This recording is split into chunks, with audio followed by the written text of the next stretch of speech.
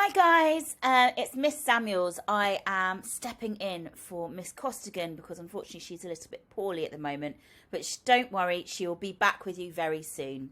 So while she's not here, I'm going to teach you some stuff about mise-en-scene, recap on that, and get looking at genre with you as well.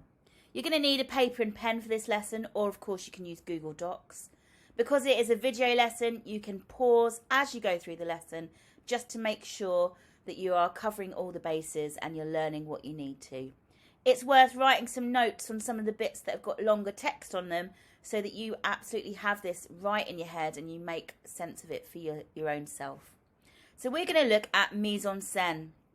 Okay, now mise-en-scene is everything in the scene. So everything we look at in these posters is telling us something.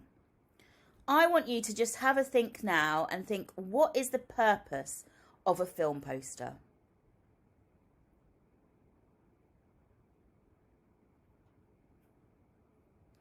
So hopefully you've had a look through and you thought about it. You might have written down what you think it is. A film poster is there to promote the film, raise awareness and help people understand that that film is coming out. Of course, it's to sell tickets. They want to make money, especially in Hollywood when they've got these big budgets. They want to make lots of profit. And then finally, it is to inform the audience about actually what's coming out, when is it coming out. So over here, we've got the date. Who is going to be in it, so the star power, who's made it. It's informing us of lots of information. It's also informing us of what kind of film it might be, what kind of genre. So my second question is, what are key parts of the film poster to fit the purpose? So what on these posters are really essential conventions that help us understand that it's there to promote, sell or inform? What have the film producers done to make sure that those posters are effective and fit this purpose? I'd like you to spend 3 minutes now looking at the posters. And once you've had those 3 minutes, I want you just to write down what you think it is, either on a Google Doc or in your books or on paper. What do you think are key parts of the poster that make it fit its purpose to promote, sell and inform? Go for it. Have some time.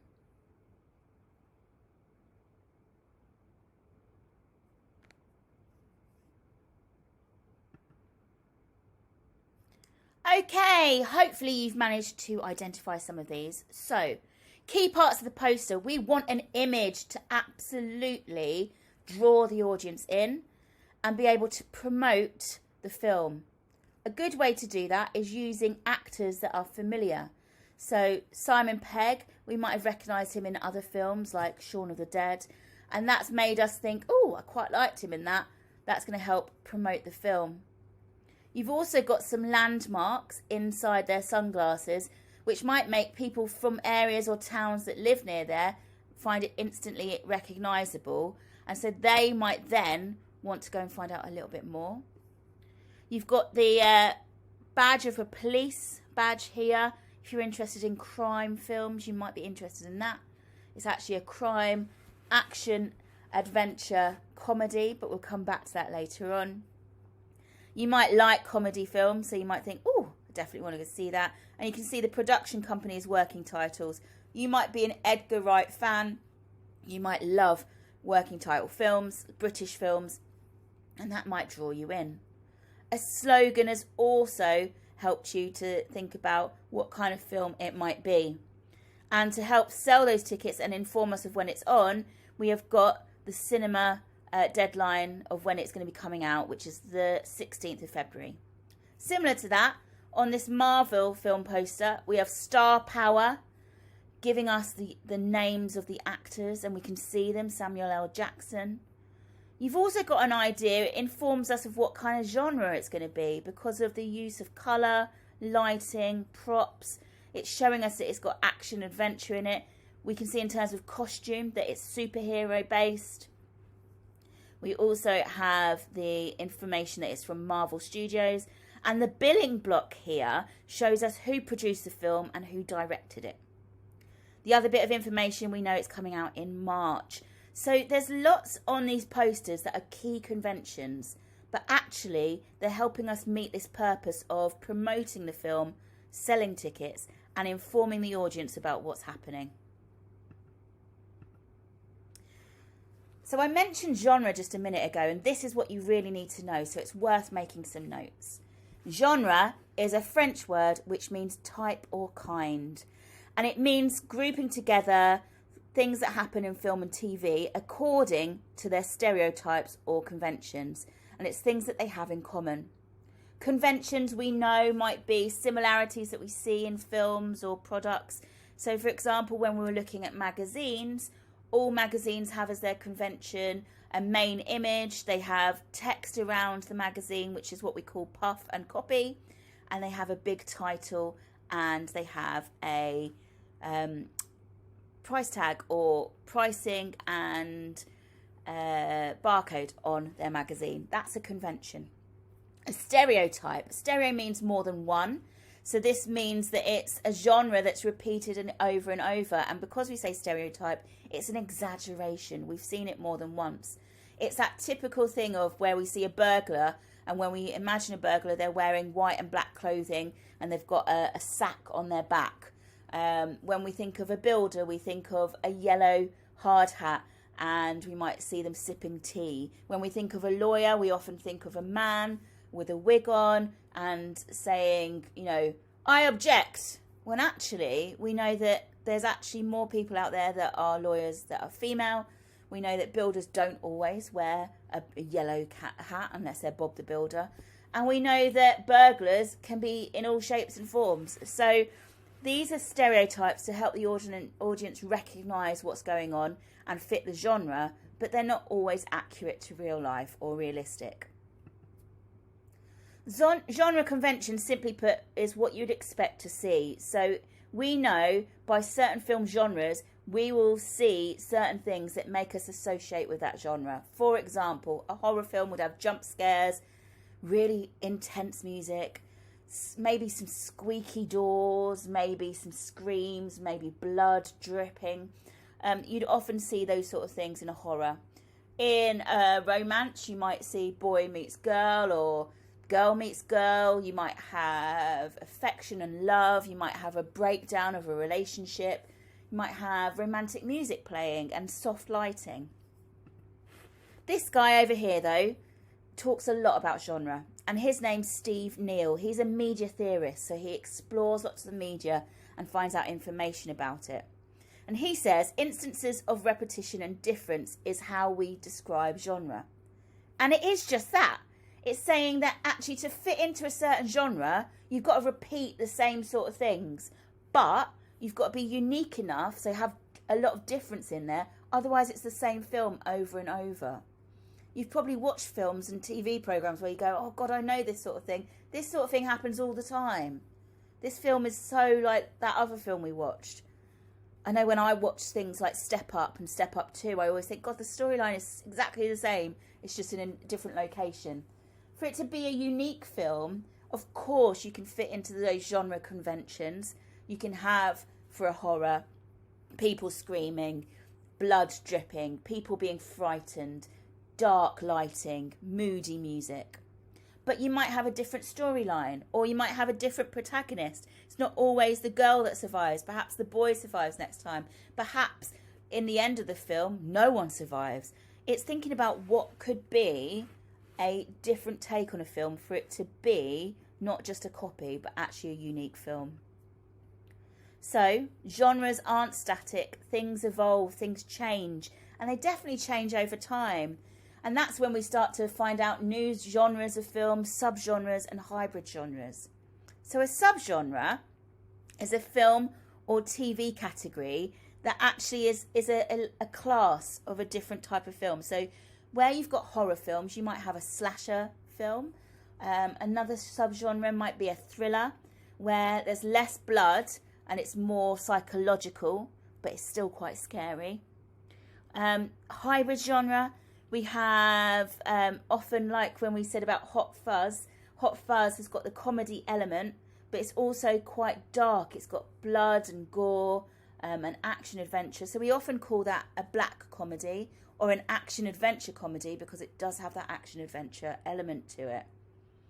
A horror comedy, you might have seen Us. Us has got that real blood and gore to it, but it's got a very funny satirical side to it, a bit of satire. You might have seen Scream, and the parody to that film was Scary Movie. And Scary Movie is a parody, but we could also see it as a horror comedy because there's horror moments and funny moments. Action adventure is a hybrid genre because we had action where, you know, Bruce Willis goes out with a gun, fending off the baddies and saving the day. Whereas an action adventure, there's often a car chase. There's often a travel across exotic lands. Fast and Furious counts as an action adventure. It's often winning over the woman or winning some kind of prize or treasure. There's also a damsel in distress. There's lots of these genres that have been created after time and time again. We've built on previous films and developed them to be a new film. So that's just a little short introduction to genre. We will come back to this, so don't panic if you're not 100% sure.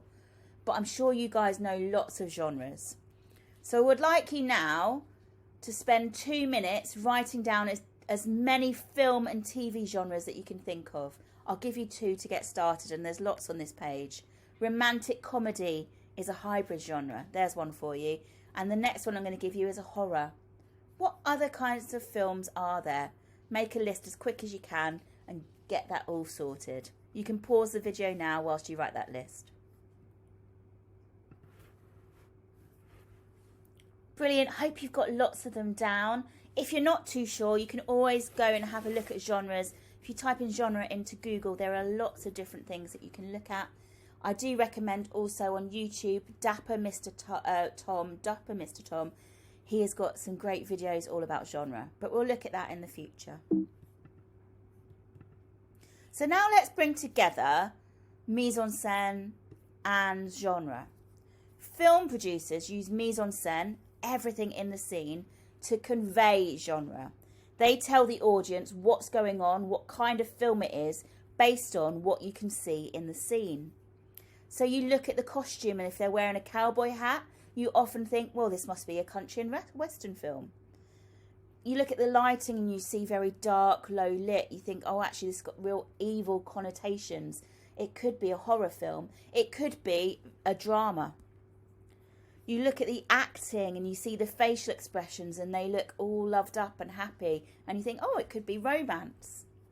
The makeup, now this doesn't need to just be your false eyelashes and making you look glam or like you're on RuPaul's Drag Race. Makeup can also be referring to bruises or scars or cuts or blood, because this could tell you a lot about the genre.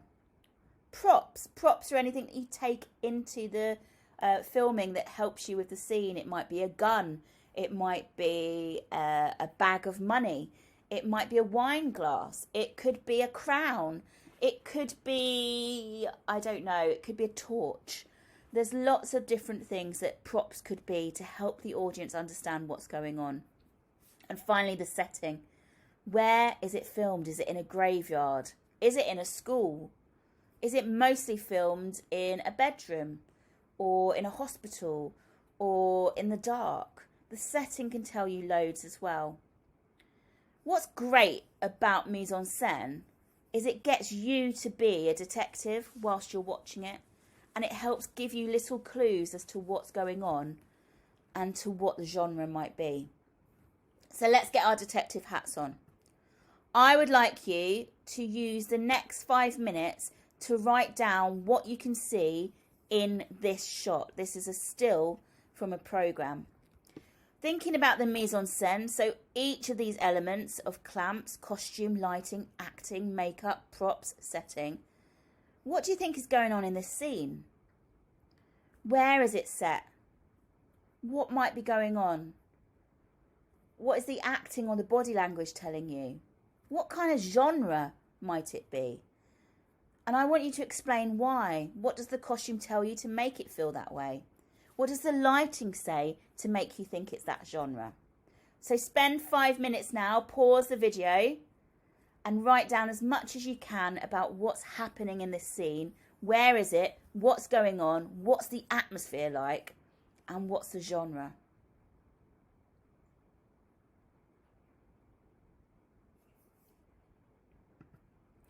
Brilliant. Well done for getting this far and doing lots of great work. I can't wait to see your work, and I'm sure Miss Costigan would love you to share your work with her as well. So what I'd like you to do now is to think about how we might use mise-en-scène in film promotion. So here are a couple of posters, and I want you to think about the mise-en-scène in these. But your task in a minute will be choosing 3 film posters of your choice. They could be any kind of film poster that you choose. So for example, the colours pink here and the lighting, to me, make it seem much more feminine and for a teenage audience. Using teenagers as the main characters and acting and how they are using facial expressions helps me see that, again, it could be for a teenage audience. And the use of writing here in the mise-en-scène could make me think, okay, this still feels quite feminine, quite young, quite sassy. So perhaps it is very female or young based in terms of target audience. Mean Girls, as I researched, is actually a teen drama, but there is comedy elements. So it's a teen comedy drama. And so actually when I'm looking at this, I can see elements of that. Something that's a little bit easier is this identity poster down here, which is actually a thriller. And I reckon you could tell it's a thriller or a horror because the red here gives connotations of blood, which we associate with horror. And I don't know if you can see, but we've got a handprint here. And we know that handprints and eyes are often associated with horror posters. If you look at some of the Alfred Hitchcock stuff, you'll see some similar pictures. But the hand is actually showing us different people, which is quite cool. And then in the palm, there is a shocked face. So looking at the acting, it's a shocked or scared face, which makes us see that actually it could be quite scary. You might show this as a superhero genre, and you can decide what about the mise-en-scène is telling you that it's superhero or action adventure. What are you getting from that? There's lots of different clues in terms of mise-en-scène for you to discover. Now you can choose one of these posters if you like, or choose any 3 film posters of your choice, and I'd go on Google Slides and start writing about them. What are you noticing and able to describe about their mise-en-scène? And what are you spotting that suits the genre? Do the colours work for a horror? Does it seem like a comedy based on the acting on the poster? What does it tell you? And remember to get that description in there and why. This task should take you about 20-25 minutes. So have a really good go at this. You can use the rest of this lesson to do that. And when you've completed that, we then have the second task to go into your second lesson. Here, I'd like you to go onto YouTube or Vimeo and find a scene from any film of your choice, as long as it's PG 12 or 12A. So perhaps something like Jurassic Park. You might decide to find something like Mrs. Doubtfire. Find a 5 to 8 minute clip, and I want you to watch it a couple of times. Then I want you to describe what the mise-en-scène is doing, so everything in those shots that helps you understand the plot and the genre of that film. And I want you to put this into your media drive so that your teachers can see it and see how well you're doing over lockdown. So reminder, mise-en-scène's over here, and here are 6 questions for you.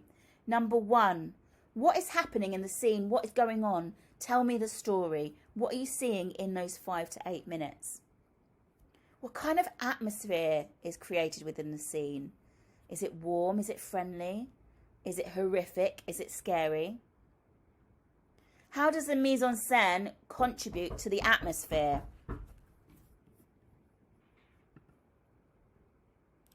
So how does it contribute to the atmosphere? Does it give you anything away? Can you tell what's happening because of the mise-en-scène? What genre is the film you're watching? What tells you it's a genre? And I don't mean what does Wikipedia say or IMDb.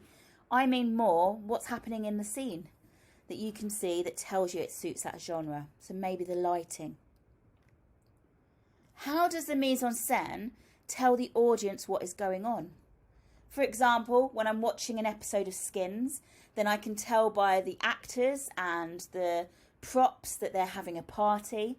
I might know by the lighting or what is happening in the scene, what they might be drinking or what might be all over the floor helps me understand what's happening in the scene. And finally, number 6, if you were a film director and you were redirecting that scene, what else would you add which would contribute to what's happening and to the genre? Perhaps you might think that actually they need more props. Or maybe they've got too many props and it's distracting. I want you to think, as a film producer now, how would you enhance it? Now, I'd like you to watch the film and that scene about 3 or 4 times to really understand the mise-en-scene. So that itself is going to take you a good 20 minutes. And then I think you need to give yourself 20 minutes of writing.